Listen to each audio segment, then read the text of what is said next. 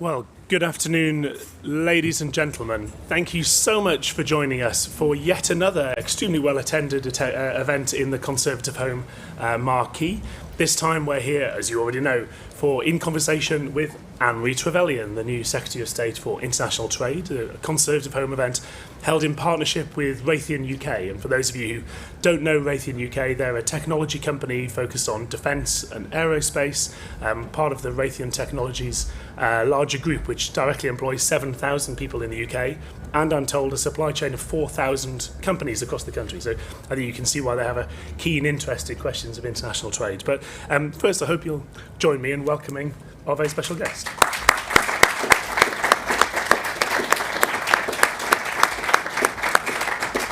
Now, Anne-Marie, I have the kind of tyrannical power now to ask various questions of my own before we bring the audience in, which I'm obviously going to seize and use.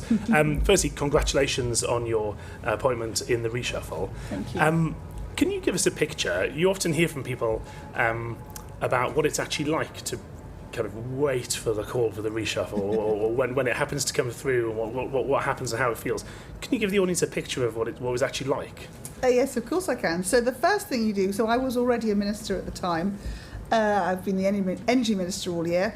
And you say to your private office in the morning, because it becomes clear that there's going to be a reshuffle day, is there anything I need to know? And the private office say, and good civil servants, no, we've heard nothing at all, Minister. And you say, OK, brilliant, well, I've got to go over to Parliament because it's PMQs.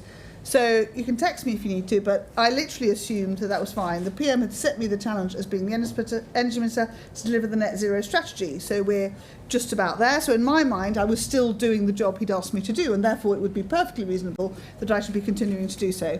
So I got across to the House, and rumour was there were people coming in and out of his office. People were being sacked first, as is the rather brutal want of this, and that was fine. And then suddenly, at 5 to 12, my phone goes ping, and I look down, and it's my private secretary's name, and I think, oh, OK, where am I falling in this? There's people coming in and out of one room.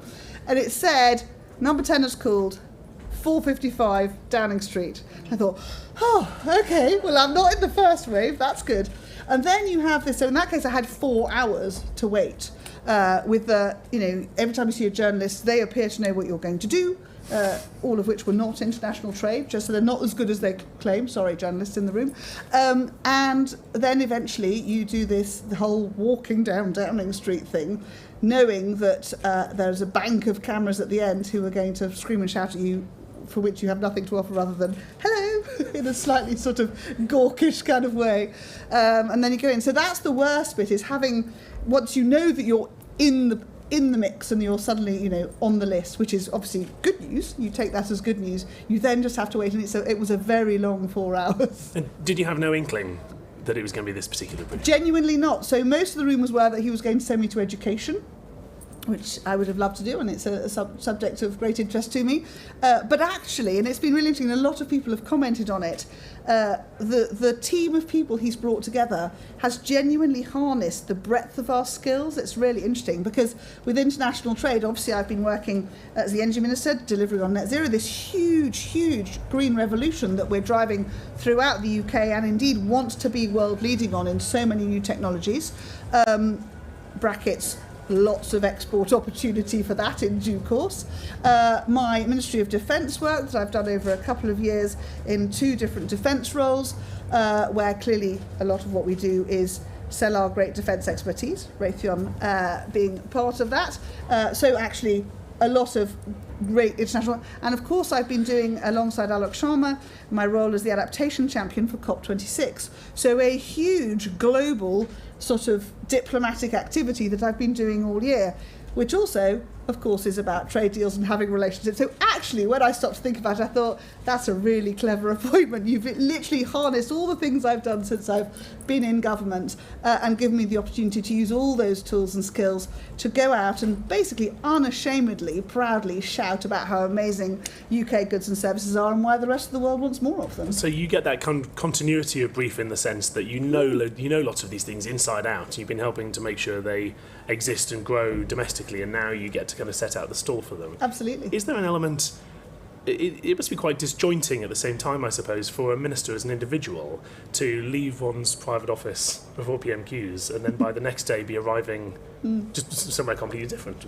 different people, different building, different job title on the desk. Yes, it is a little, but I think so. My favourite change in sense of discombobulating was when I went from being Minister for the Armed Forces to Secretary of State for International Development last February. I'd flown back in from Washington, having been on the Hill and meeting people at the Pentagon on the Wednesday, flown back in on the red eye. No idea, lots of talk about reshuffles, that was fine. And I got a phone call from my private office, a military lady who was my military assistant, saying, no hurry, don't need to come in till 10, it's fine, we're all chilled, have a bit of a rest after your flight. I thought, that's nice, it's very rare that they're that nice to you. Got in at 10, she said, yeah, 10 minutes, you're walking down Downing Street. What? Anyway, so this was my first experience of becoming a Secretary of State. So she sort of packed me out of the building, literally, off you go. And of course I didn't really know what was happening either. She knew exactly where I was going. As I left the building, she ran back upstairs. She literally packed my whole office into 2 boxes and ran across to the Department of International Development, where she met the private office and said, here's the new Secretary of State's stuff. She'll be with you in half an hour. We've told the car to take her there. So I left the MOD, never got to say goodbye. I was just sort of bundled, literally, up Whitehall. And I arrived to this lovely team of people who'd never met me, and I'd never met them, but were charming. And they'd had 40 minutes to change the name on the door, which they said was longer than once when they had about 15, which was quite tricky from a printer perspective. So it's a very odd system and very brutal in some ways, but you have to allow yourself to sort of be in the hands of and the trust of these amazing private offices. It must be incredibly disconcerting for them too, who then have to, at a flash, unlike the American system or many others, have you up to speed for whatever might happen. They keep you protected for about 2 hours and then poof, there's the world, out you go. So they're extraordinary. The private offices are extraordinary groups of people, incredibly loyal, patient, and calm, very calm. I think that must be the key criterion for working in a private office. And you take on the new department, you take on the private office, you have that kind of transition as smoothly as you can amid in the kind of eye of a whirlwind, and the next thing you've done, of course, you're taking on a brief and you're inheriting to some extent a trade strategy that obviously the Prime Minister and your predecessor, who we heard from in our previous event here in the Marquee, have kind of made very much a centrepiece of the government. We've all seen those photos of Liz Truss signing various bits of paper, 68, holding them up. Indeed, exactly. Got the brief on, completely on top of all of it. Can you give us a picture from your perspective? What's next for the UK trade strategy as Global Britain? So I think it's really exciting. So Liam set up the department. So the DIT is a really baby department in Whitehall terms. It's 5 years old and is full of amazing, energetic people who've all learnt how to become trade negotiators, harnessing what was kind of the old DTI, those export skills, and really trying to create something new. And with the opportunity of rolling over those 68 existing FTAs that had come out of the EU frameworks, the department's been able to learn how this all fits together and how we want to think. So there's been 5 years of a lot of quite deep thinking about what the UK trade policy and post-Brexit, that freedom to choose, looks like. Having done that, we're now into the next stage. So it's DIT 2.0, if you like, which is now we're in the space of doing anything we like with anyone we like, growing on those 68 that were rolled over and thinking about what more we might want to do with the country. So Canada and Mexico in the first roll of that queue, they want to come back and have a much more detailed conversation. So it's all about where do we want to go next now. And for me, there are 3 pillars to DIT, if you like. There's exports in a traditional sense. You make stuff and you want to find new markets for it. There's the inward investment piece, which is really important, the Office for Investment, which is led by Lord Grimstone in the team, and understanding just how important that can be to growing the success of UK businesses and never underestimating the impact that can have, alongside the formal creation of those legal free trade agreements. But underneath a lot of that sits, and that's where we've got the opportunities to really rocket boost exports. So even if we don't have a free trade agreement, we will have lots of trade with many, many countries. Of course we do. Buying, willing buyer, willing seller, you have trade. It's, sold as the hills. What I want to do is really hear from UK businesses of all shapes and sizes, those that export, what works well for them, what doesn't, what more we could do, which markets they want to be reaching out to, and thinking in a more strategic, long-term way about how we can really make the best of what are, and I say it regularly, unashamedly, proudly, brilliant UK businesses, goods and services of all sorts, from, the great apples that we want to export to India through to something terribly complicated that Raytheon has invented that is ones and noughts and invisible to all of us and none of us will ever understand on the cyber side, but probably has the potential to be incredibly impactful, both from a trade perspective, but also perhaps more widely in the security narrative that we want to work towards with our allies, and friends and neighbours. So it's a huge sort of portfolio of opportunity, and we've now got the chance to really rocket boost that and work alongside, those countries who really want a tighter trading relationship to free up and liberalise between bilaterals, alongside things like CPTPP and those multilateral trade agreements which we now are able to ask to join. And implicit to that really is the fact that actually this department, it's not an island unto itself in that sense, in that it has evidently a very close part to play. One of the events we held earlier on the investment Big Bang, seeking inward investment, kind of Absolutely. UK infrastructure, new industries, and equally sitting alongside the strategic defence review, new alliances like AUKUS. Yeah. How does your kind of week work in terms of like liaising with other departments like that when you're dealing with Treasury, who are saying we want to see infrastructure built and jobs and new gigafactories funded, and it's presumably to a certain extent they beat a path to your department in terms of inward investment, and similarly the FCO and defence when people are standing up next to, say, hypothetically Australia and the US, but maybe not France, Not this week. to make major announcements like that. How does it kind of knit together, particularly as a newer the baby department? So I think that's challenged. So the formal FTA process, which we now have, mastered and are, looking to do the next round of, that involves every department having an opinion. So somebody jokingly said to me, and I'm learning quite quickly this is true, that the hardest negotiations you'll have to do when you do an FTA are with the other government departments on your side. And that's fair enough, because any FTA is asking to stretch the existing relationships that you have and looking at them in a different way.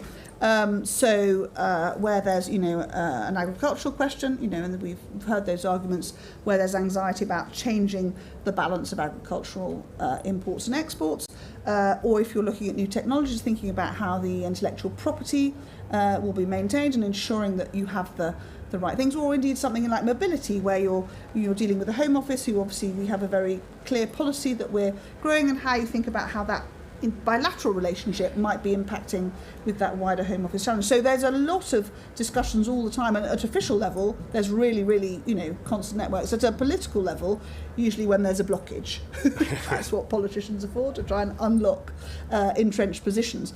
So there's a lot of that all the time. But I think more widely it's thinking, and there's an interesting question, is that the Treasury really wants us to do well and for all of our businesses to have many more exports, because more exports equals more profit equals more money for the Treasury. But on a day-to-day basis, the Treasury's focus isn't on that. They leave us to get on and really go out and energise our businesses and provide businesses with the tools that they might need, something like our export support service, which we've just launched to help businesses who are exporting into Europe particularly. So we kind of have a whole delivery piece that we just get on with, in the same way that Department of Health is, delivering healthcare and education, is delivering education services. But it's tied in with everybody in different ways, particularly at that point of the FTA. And from the inward investment perspective, coming from Bays, I was dealing with Jerry Grimstone exactly to your point on things like gigafactories, and thinking about how some of the big energy projects might reach in and get some of those sovereign wealth fund investments to come and support and underwrite these big infrastructure challenges that we're taking on. So it's very much sort of interconnected, but at the same time we've got this sort of chunky delivery piece, which is getting out there and energising export activity.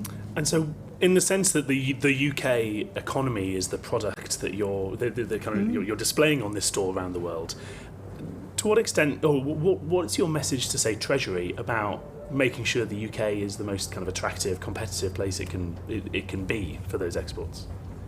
So I think there's lots of tools. So the joys of, you will all be aware that the SR, the spending review is going on, and we're asking for funding for tools that will help us to do that, to showcase, to get out there, to take our trade teams out there, to give our trade envoys the sorts of tools to be able to go out and work with businesses. But things like Dubai Expo, which has just launched this enormous thing. We've got an amazing, I think it's right at stand, it looks like a building. I've only seen pictures so far.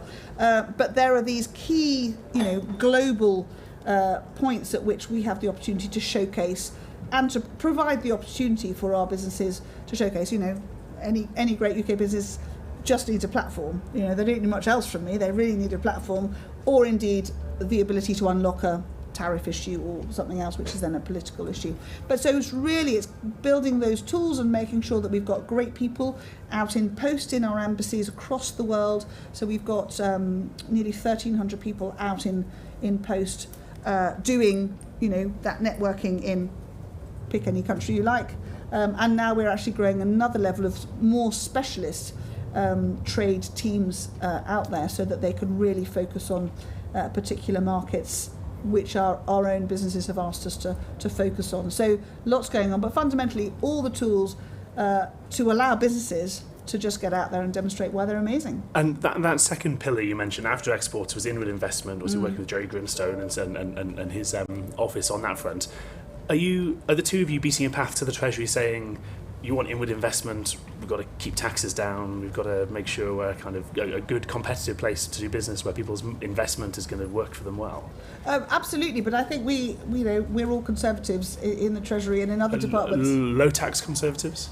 We continue to aim to be low tax Conservatives, but giant shocks like a £400 billion bill to keep a country going for 18 months does mean we have to find a way to balance that in the short term. But absolutely, I think what's interesting, and you talk to so many not only investors but businesses that want to come and invest here, they love our workforce, our kind of attitude to life, and indeed our legal frameworks, where they feel very secure in bringing their businesses here, and they know that they'll get a fair deal, and as you say, the tax system is fair and the corporate taxes are fair. So there's a huge amount of that. But in terms of those larger sums of money, particularly where Lord Grimstone is working big investments, so we had one which we announced just a couple of weeks ago. The UAE wants to invest £10 billion into energy and infrastructure projects here.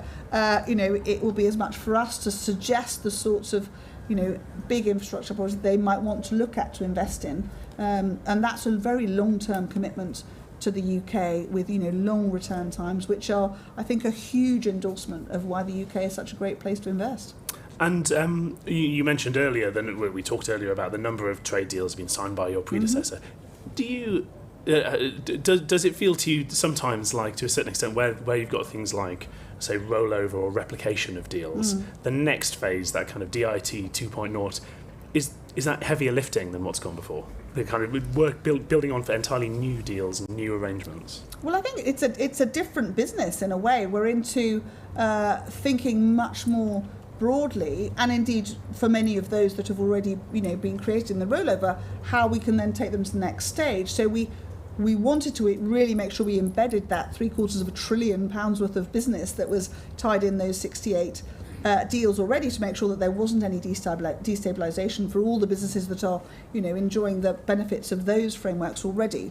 But we're now into the next end, which is here's the UK. We want to have a really great liberalising relationship with you in all sorts of trade terms. Let's get on. So the Australia trade deal, which is just in its last iterations of legals. You've foreseen my next question. Oh, good Lord, honestly. Exactly to that point. This was from scratch. Blank piece of paper. I mean, lots of trade with Australia, obviously huge amounts already. But we wanted to do something. Now, the Australians have been doing free trade agreements for years, decades of doing this on their own, their own terms. This is what we want to do. So we were coming at this this is the first time we've done just our whole blank sheet of paper. Where do we start? So the two prime ministers got together And, you know, if anyone knows Scott Morrison, anyone knows Boris, I should think that was probably quite a lively set of discussions. And they came up with a 14-page document, the agreement in principle, brilliant, on mobility, on sheep, on beef, on data, on, you know, 28 chapters. It's huge. It covers so many things in 14 pages. So, you know, a couple of lines on each, basically. From that, we had to create what is an enormous free trade deal, 2,600 pages of legal text. So the challenge has been since June, when the PMs went, brilliant, we're going to do this, fantastic, we're off to do the rest of our work today. We've had this incredible amount of work from both my negotiators and indeed working with Australians who are really experienced at this, with ours ploughing through layer upon layer, because what we don't want to do is get 5 years down the line, someone has a dispute with someone, and find that, you know, in our first effort, we totally, you know, didn't get to grips with a key bit of legislation. So there's a huge amount of work going on at the moment, and we're nearly there. We've done all but 7 chapters, kind of tied up and said, yeah, we're happy with that one. So we're just working our way through those last few now. But that's been a really great learning curve, I think fairly monumental, to really get to grips with what that looks like. And, you know, there will be many more to come, which may not be as big and punchy as that one for a while in many ways, but it's been a really good starting point for us. New Zealand is close behind. We're about to tie down the agreement in principle, which is great, and then the legal bit will be less hard because it's not dissimilar to Australia, so that'll be hopefully good. But we're also, and this is I think a whole new step, we've been approved to apply, if that's the right way to describe it, to the You've foreseen my next question again. There you go, you're ahead of me. But this is really interesting because this is not only into a whole new set of markets, but it's joining an already existing trade group, as we can, as the UK, you know, on our own merits now. And I think that's a really exciting new way of doing business and an opportunity for our businesses to look at whole new markets, knowing that there is this cohort of like-minded countries who want to work in very much in a free and fair trade way. And, you know, we've been invited now to process the paperwork with great support from all of them. So that's a really exciting next generation of involvement for us. And there's a security and kind of strategic consciousness aspect to this as well. You must find that it certainly seems as an outside observer that growing concern, particularly in Australasia, the Pacific region, about, say, China. We did an event with George Brandis, the Australian High Commissioner, a couple of months ago. It's ConservativeHome Live. It's on our YouTube channel, for those of you already there. Where we were talking, obviously, about things like the forthcoming trade agreement, but also about their domestic experience and concern of security concerns, potential threats from China. We've obviously seen what's happened to Hong Kong, about human rights concerns about the fate of the Uyghurs. That, in some ways, while it's a very troubling state of affairs, surely, to some extent, helps to open doors. I'm thinking, for example, what seems to be the growing strategic and trading importance of, say, Japan as a partner from the UK's point of view. So I think, you know, we have, you know, a great deal of trade with China, as do, you know, the Australians and many others, and they are an important trading partner for us, as we are for them, and that relationship will continue. But I think there are some challenges around market distortions, which we all have to think about and work out how we choose to manage them. The WTO is obviously the natural place for those discussions and challenges to happen, and they do.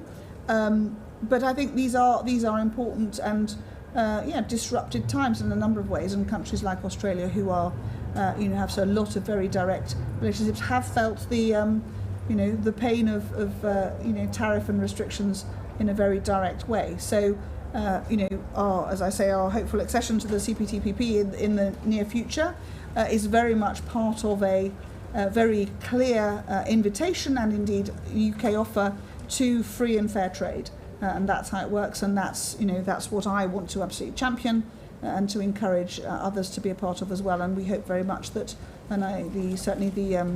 my American counterpart, Ambassador Tai, made a speech yesterday which set out a similar, very robust perspective on where market distortions are not really considered acceptable, because that isn't a free and fair marketplace. And just two more questions for me before we turn to the audience, if I may. Okay. The first is, What's your position, not least given your new brief around the cabinet table, on questions of inward investment from China to strategic or sensitive industries, infrastructure and firms in the UK? I mean, that's something where obviously the government has taken an increasingly robust stance, I think it's fair to say, in terms of reviewing and potentially blocking some of those investments. At the same time, you've got the brief of helping to get inward investment in.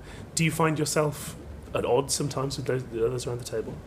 So no, and I think the Prime Minister's always been very clear in this space. I think as governments before, there's always, in terms of those strategic industries where you're looking for investors with, partners who you're going to have those long-term relationships with, to make sure that those issues are, clearly ironed out and everyone is very clear what's on the page. And I think, particularly in relation to, I assume you refer to the investments in Hinkley Point C, and obviously as the Energy Minister I was very involved with that, a really exciting project, and CGN, the Chinese company who were working with EDF to help us build it, have been an incredibly important partner, and we're really grateful, and we've worked really well with them as we think about how we change how we invest in nuclear, and we bring back our ability to build our own kind of domestic nuclear skills again. We want to move away from the need to rely on those inward investment support, so that we actually build our own technologies, because they are strategic and important to us, and it's something that for 20 odd years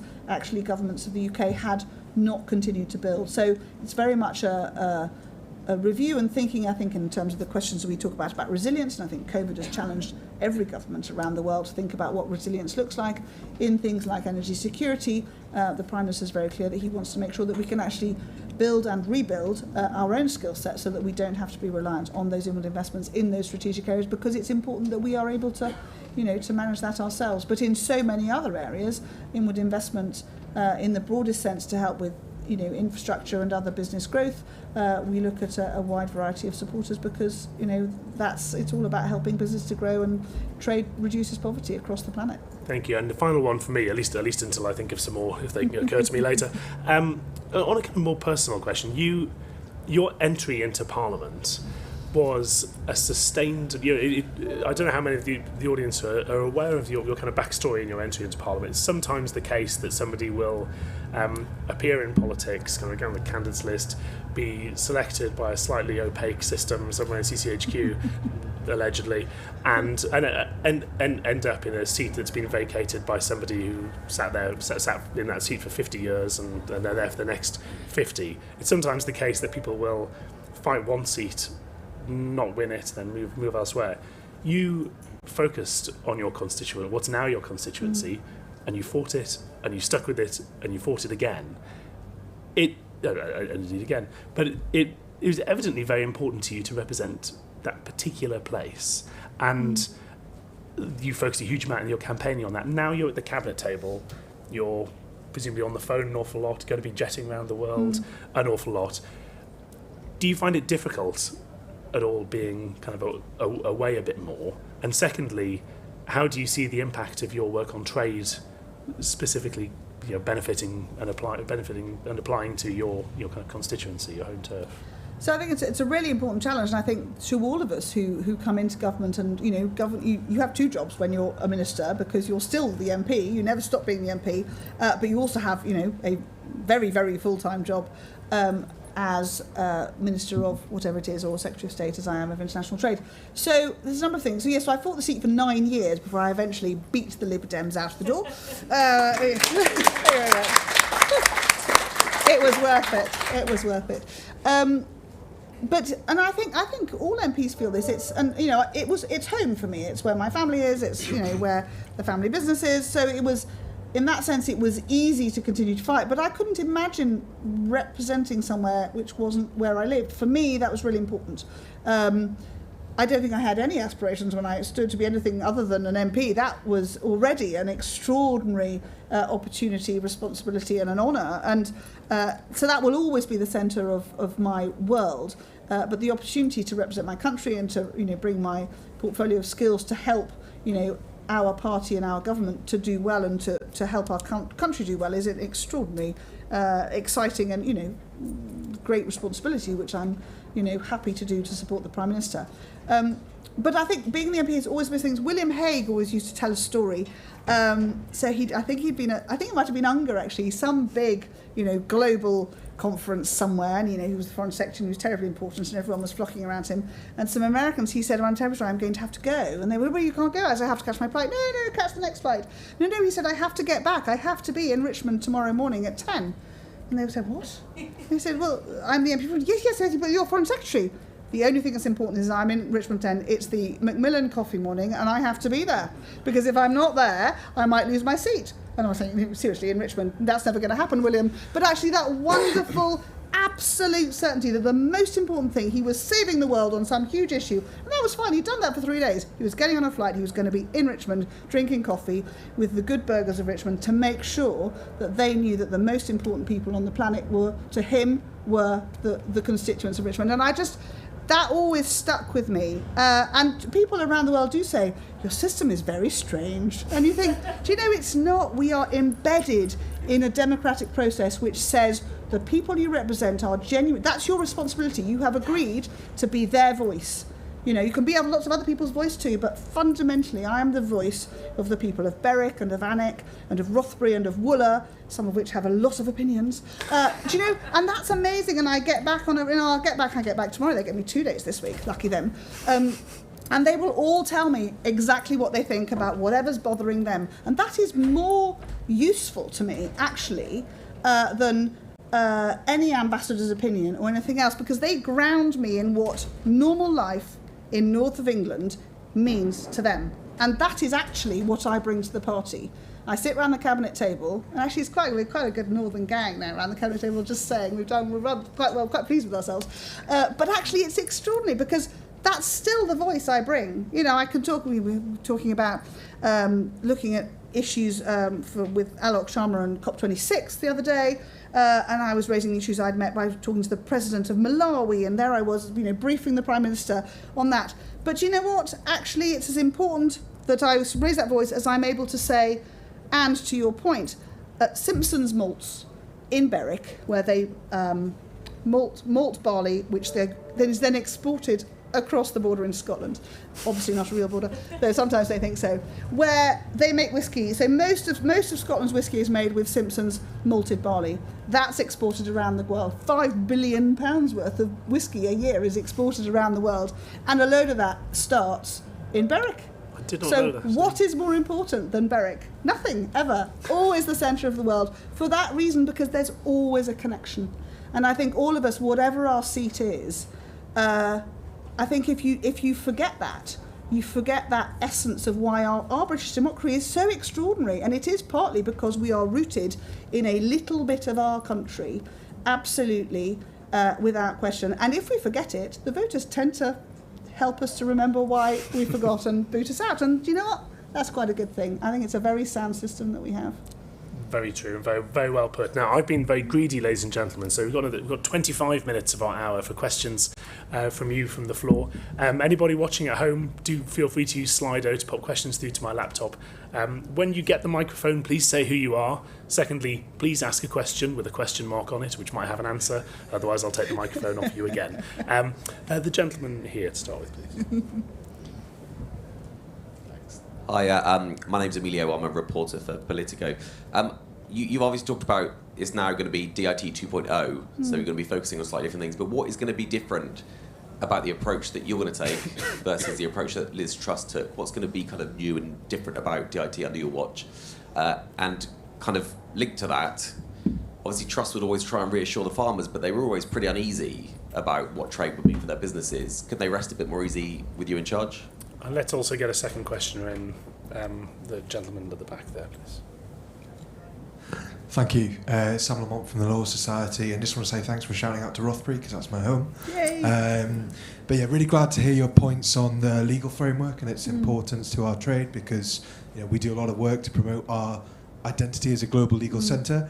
I was just wondering if you could give our thoughts on your thoughts on legal services quite famously hard to negotiate for, lots of behind-the-border barriers, regulatory issues. What are your thoughts on kind of quick wins versus long-term difficult negotiations that can unlock a lot of market access for services? So I think that highlights one of many, and actually to the point about agriculture, there are, by definition, you're pushing at boundaries of the status quo when you're trying to do any free trade agreement, and for different reasons. You know, the agriculture sector has a set of premises, a lot of which are based on the fact that our farmers, 2 generations of my farmers in Northumberland, have lived through the Common Agricultural Policy System, and they have built their businesses around that financial framework perfectly reasonably. Why would you not? They have farmed the land itself, they've planted or not planted trees on the basis of the support systems that have come and gone through those sort of 40 to 50 years. So every sector, I think, has its own challenges. I completely agree. I think we are world leading in so many of our legal services. That ought to be, clearly I would say this, why would anyone not want to have the benefit of and the opportunities that brings? But of course we are challenging their status quo. So if you don't put yourself in the, pick a country and suddenly they're looking at us, that anxiety which we see in our agriculture sector, which is this disruption of the status quo, is something we have to work with. So I think across the board, the conversation, to Emilio's point about 2.0, is that we are now in a new place where we can have conversations with the countries who want to be having that closer trading relationship and freeing up those barriers. But we have to be very honest, I think, and willing to work at the pace with which each of our particular communities who are part of those trade deals can cope with. And I think to not do that would be rude. Honestly, I think you're trying to build a better relationship with a country. So it's not about forcing your thing. It's about identifying why you think it's a good thing. I mean, I am absolutely a free trader to my boots. Free trade has demonstrated again and again and again that it's the better solution than protectionism in any form. But we have to accept and work with any country who says, but in this area of sensitivity, it's just too much for us to cope with at the moment. And I think if to the point of Emilio's about what does 2.0 mean, it's not doing it differently, it's doing it more freely, because we're not limited to whatever the rollover package was that existed in any of those 68. And we're having the chance to have a deeper conversation with any country or any multilateral group like CPTPP to say, this is what we bring and we would like to bring more. Because we believe as the UK that more free trade will benefit all much more greatly than limiting that. But I think we have to always be sensitive to the fact that in this journey, and the world is very protectionist and in many ways getting worse at the moment, I feel it's our duty and the opportunity to try and really push that understanding and that demonstrable output that free trade brings, but without demanding things in an aggressive way which says, well, I'm not playing if you're not playing with me, because that isn't the point. The point is to develop free trade is about trust, it's about relationship building, and it's about demonstrating, in chunks if you need to. Can I use my elephant jar? I've used this a number of times, as we've heard it before. You can't eat an elephant all in one go. Well, I can't, but you probably can eat it in chunks. And therefore, do it in bite-sized chunks. That's perfectly all right. That's a really good way to build stronger, closer, free trading ties. And with that, I hope very much that we will be sharing this really strong belief that I think all of us as Conservatives and the Prime Minister is passionate about, which is that free trade genuinely is the solution to so many of the world's ills, and we need to be out there, perhaps cajoling. That might be as far as we'd go, but it's actually, I think it's rude to demand that if you don't take this chapter on legal services, well, we're not gonna play, because that isn't the way to make progress. It's about really building those relationships and encouraging the trust that free trade is the better of the two options. Let's take 2 more questions. The lady here and the gentleman at the back. Thanks. Hi, my name's Kate Young from the Aldersgate Group. We're a cross-economy business organisation. There's clearly plenty of opportunities in the climate and trade space, so exports, but there's also risks. So whether that's trading goods that drive deforestation or carbon leakage or investment and regulatory provisions that can hamper the introduction of new climate regulations. So I just wanted to know what you hope to bring from your climate remit into this space to help address those conflicts. And the gentleman standing at the back, I think, was next. Sorry. It's David Walsh from WWF. I mean, Kate's asked a very similar question to what I was going to ask, but I'll put it really tritely. Is it your ambition to be a Green Trade Secretary? Oh, that's a very good way of putting it. I hadn't thought about it like that. I'm a blue Trade Secretary because I'm a Tory, so I have to be blue first. 5/7 of the world is ocean, so can I go for blue? Is that as close as I can get? I think really, really important question, and I think one of my key areas of focus as we move to how we trade will be, key exports for us will be all things within the green sector, clean energy, so many things, smart systems, you name it. There's so many aspects of the climate change, green industrial revolution that we're leading on in the UK already, and that we want to really make sure that we can share, both from a trade perspective, but also because it helps other countries to really be able to make clean energy solutions as well, and therefore bring in different ways of living that we're all going to do here, and everyone else will too. So I think that's really important. Interestingly, and to your point, I assume, which points towards the Australia, climate chapter position, that's been a really interesting experience. So I was not terribly involved, but sitting as the energy minister, was aware that as Liz was pulling the Australia deal together, there was going to be this climate chapter. And Australia have never done that before with anybody, and they do free trade deals all the time, but they've never had that.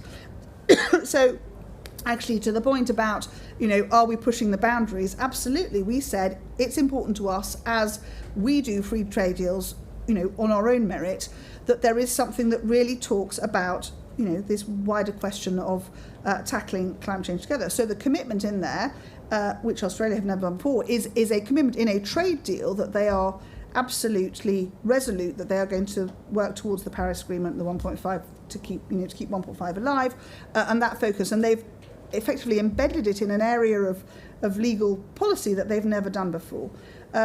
What we haven't, done in Australia is say, well, as a result, we want, we're doing X, Y, and Z, we must have you do X, Y, and Z, otherwise this doesn't balance. Because every country, of course, within their UNFCCC challenge to try and, be part of getting those NDCs that drive to net zero domestically, has to be done within the domestic arena. But I think what we've seen in this first iteration of it is exactly that, is we are demanding that countries make that commitment in a way which indicates that there is clearly a direction of travel that they're going in. Now, we hope that most of us are, but some countries are slower to get their heads around what an NDC looks like and what that rollout of getting to net zero looks like for their country. And I think, to my earlier point, support and encouragement is the better way to get countries we want to have a closer trading arrangement with to make those progress, rather than an aggressive stick which reduces our relationship. So I'm very much with you. Am I a Green Trade Secretary? Yes, I guess I am, because this continues to be both economically really important for the UK. We have huge leadership which we should absolutely drive forwards, but also because I think we do have a moral duty and a moral authority to support countries, at every stage of their own economic and green journey that can be more beneficial if we're part of that. So I think we'll continue to do that. Will it always look like the Australia climate chapter? I don't know. Maybe not. I don't think we're being prescriptive. It's all about working together to get those better outcomes and that mutuality, which will be my focus. Thank you. Let's find a couple of questions here. The gentleman here and then the lady there, please. Hello, Brian Weller. I was just wondering, when you're making free trade deals outside of Europe, are you finding that other continents are trying to integrate economically and politically in a protectionist way, or even have their own single currencies that they're planning? And the lady here, please. Hi, Latika Burke from the Sydney Morning Herald. Welcome to the job, Secretary. I was just wondering, on your comments about China earlier, our Prime Minister, who negotiated our free trade agreement with China, has subsequently now said that he would not agree to that if it were today, in light of what China has done. What is the British government's position on China? Because one of the key arguments or benefits put forward by the Brexiteers was that you could strike new trade agreements. Is this something that your government wants to do now? Are you seeking a trade agreement with China? So I've got a long list of countries, and everybody has told me which countries are most important to them that we do first. And I think we're trying to tie down Australia and New Zealand because those are obviously in process already, and the CPTPP is, if you like, next on the list. There are, there are any number of countries could choose. I think we've got a clear focus which is driven both by already existing trade activity, but we have huge amounts of trade with the US. We have huge amounts of trade with China. I think the US are feel to me to be relatively inward-looking in the short term, but those conversations and those sectoral areas of interest we'll continue to have conversations with and think about how we move those forwards until such time as the US wants to look up and it's not personal to us, it's more widely they aren't in that thinking space at the moment. But I think to the point about how we relate, I think the world has become very protectionist in many ways, and that's something that I think the PM is very clear with, and I want to really drive a change of outlook and really stand up and shout loud and proud that the UK is all about free trade and building those relationships, and that less protectionism affords better outcomes for all in that medium and longer term, and that's what we want to drive at and try and help the world look more outwardly. But I think it will be, I think to your point about China, I don't think that's at the front of my mind at all at the moment. There are many other relationships that we want to really cement and grow first.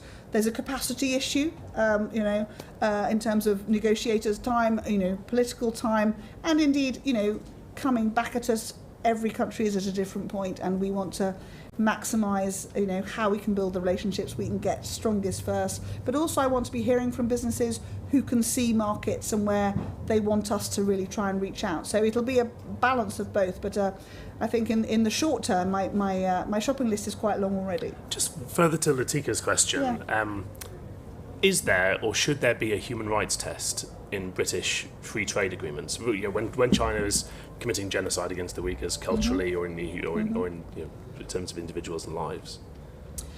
So it's a really big challenge, and I think it's an argument that the House of Commons is having. It's very live at the moment. I think that's really helpful. It's important that I think as a country we think through what this looks like. Do you stop trading with a country, a region, because there are human rights activities which you dislike, or does pulling your trade away, creating tariffs, barriers, others, actually make those who are at the sharp end of the human rights suffer more? And I think there's everyone comes at it from a number of different angles. I think for me at the moment we think about trade as an enabler, as something that can really raise up everybody's outlook, and I think that's the focus at the moment. But I don't think for a moment that stops now that my predecessor is now sitting across Horse Guards Parade in the FCDO, that this is a question which is not going to be testing us again and again, and as it rightly should. I think with every country we look to do a trade agreement with, we need to be challenging ourselves and indeed them on how we move forwards. But at the same time we do trade with many countries, China being one, to your weaker point, where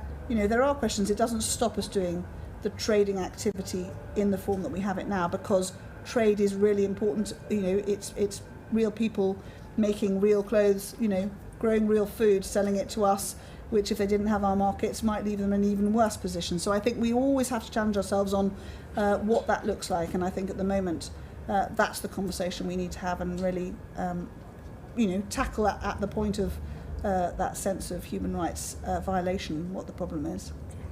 Let's see a couple more questions. The lady here, and then the gentleman on the same row. Thank you very much. Caroline Turnbull-Hall from PwC and a part-time constituent of yours. Excellent.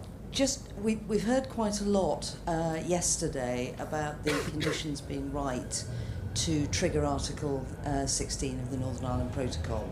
And I'm just interested in your views that if we do that, we've heard a lot of rhetoric from the US about, and I know that the US trade deal looks like it's going into the long grass, but the damage that our relationship with the EU getting worse might have on the potential for a UK-US trade deal, but also, what damage might it have with our seeking future trade deals with other countries? And if you pass the microphone down along your road, just two people there. You Hi, my name's Sean Rose from the Chamber of Commerce. What more can your department do to support businesses so we can have an export-led recovery? Let's fit in the third. Go on then. Okay. So, Peter Tan from China-UK Venture Association. My question is, if there is a war between China mainland and Taiwan tomorrow, as the trade minister, what would you do to protect the trade between UK and China mainland and Taiwan? Thank you. Oh goodness! Well, I've never been asked that question before. There's only a few. It's only a huge geopolitical question.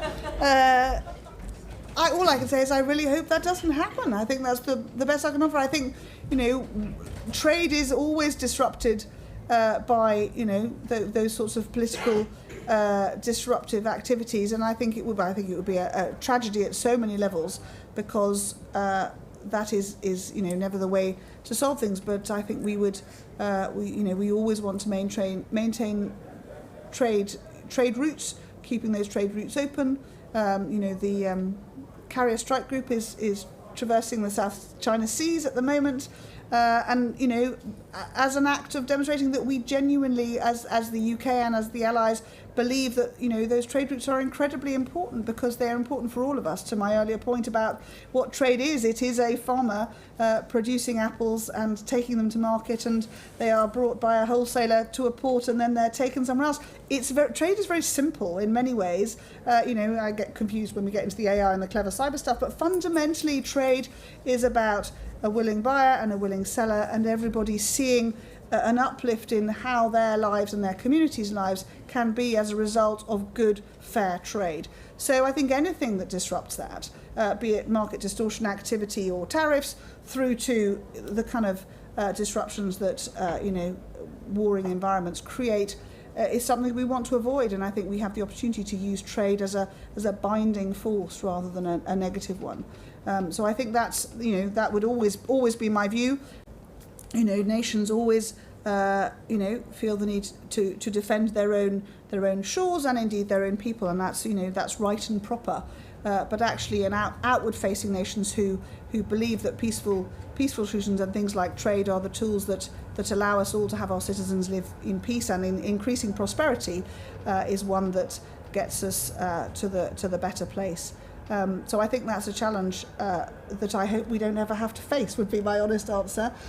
Or I shall defer to the Defence Secretary to answer in a more robust way. But actually, in a very real sense, it is so important to value what trade brings, which is, if prosperity and, peaceful coexistence with neighbours is what all of our citizens want.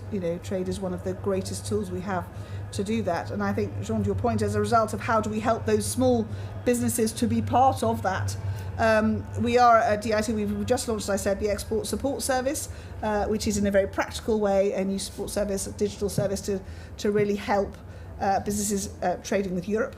It's specifically designed for that, with a view to growing it in due course. Once the call centre we know works and those relationships are well embedded, to look at it for trade for the rest of the world, because I think that's a really important piece of support that we want. For me, I want very few of our businesses actually export. A few do a great deal, fantastic, and some do a little. And then there is so much more. We make great stuff. We have amazing services. Why would we not want to be sharing these more widely? So for me, that's one of the really important things that we do in this next stage, is to both hear from businesses and finding the right ways to do that, and then really give them the tools they want and indeed to help. I think a lot of it is anxiety, perhaps often overblown, building those relationships between businesses where they can, be supported and championed in a much more perhaps collaborative way, rather than a, big company eats little company kind of way, to really help those entrepreneurs, there's next generation of business creators to find ways to export as part of that really important part. And you thought you got away with without me saying it, as part of the levelling up agenda, because actually it's really simple. You know, if you can do more trading and more exporting, your business grows, you employ more people, you grow that community. One of the interesting challenges, and I'm taking it back, I was talking to Peter Gibson about it earlier this morning. So Nissan is a kind of, you know, poster child, amazing company in the northeast of England. And, you know, it's grown and grown, and it has this enormous supply chain. So out of Nissan drives 10,000 cars, I can't remember how often, but they get driven to the port of Tyne, and there they get driven onto a ship a ship that holds 10,000 cars. Obviously, I've seen it; it's a bit monstrous, and that's taken across to Rotterdam, from where these cars are sold in all sorts of places. But that supply chain that goes up to Nissan, up to the factory, is enormous across the northeast and further afield, but to the northeast. Do they feel that they're exporting all those smaller engineering companies and various service ports? Do they feel part of that export story? And I'm not sure that they do. And I think there's a whole piece there to encouraging that sense of being part of this free trade revolution that the Prime Minister wants us to have, to really think about this is UK goods and services going across the world and being really proud once again of the Made in the UK stamp. I've travelling with my COP work this year, so often businesses, civil society saying we want the UK here. Where's the UK been? And I think we have been very Europe focused for a long time, for better or worse. And there is a longing for the UK to be out there in those global markets, and a huge opportunity, I think, for us to take. So that's one of the challenges, is to find the right tools. And I'm not sure we necessarily know what they are yet, and that's part of my challenge to business, is tell us what you need. Let's think about how we can really energise that, because out there across the world in these cities growing, some of the African cities, huge populations growing at pace. They want to see Made in the UK there. They want our services to help them to grow their cities to be great engines of the future. I think we need to really harness that and make sure that we get the best we can, so that all of you who have businesses, all your children who have businesses, all your neighbours who run amazing businesses, large and small, feel part of this export revolution, and get that Made in the UK out across the planet. And Article 16 upsetting the Americans. Yes. Oh, sorry, Caroline. Yes, I need Lord Frost to answer the question. In a sense, I kind of put a crash hat on as soon as we start to talk about it. I think there's some really difficult challenges in this. Everybody's got an opinion on why we are where we are. I think Lord Frost has taken on the challenge in an extraordinarily, he's a very thoughtful man, calm way to really try and make, what I would say perhaps wasn't an ideal framework, to try and find a way to make through. But if it can't work, then Article 16 is there for that purpose. That's how it was built. I think there's a lot of noise around whether this has an impact.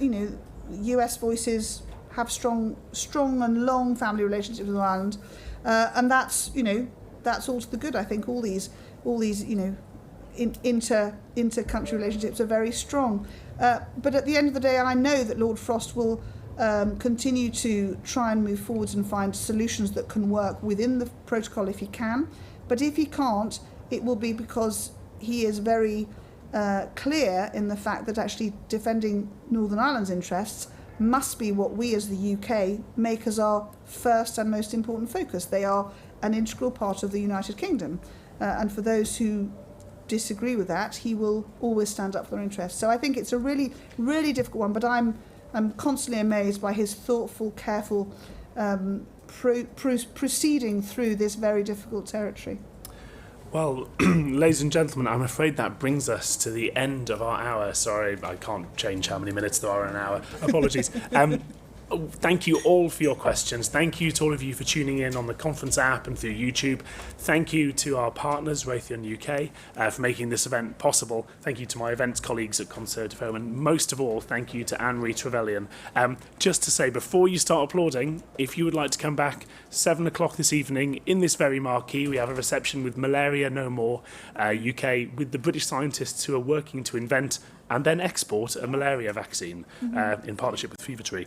So do come along. Anne-Marie, thank you so much.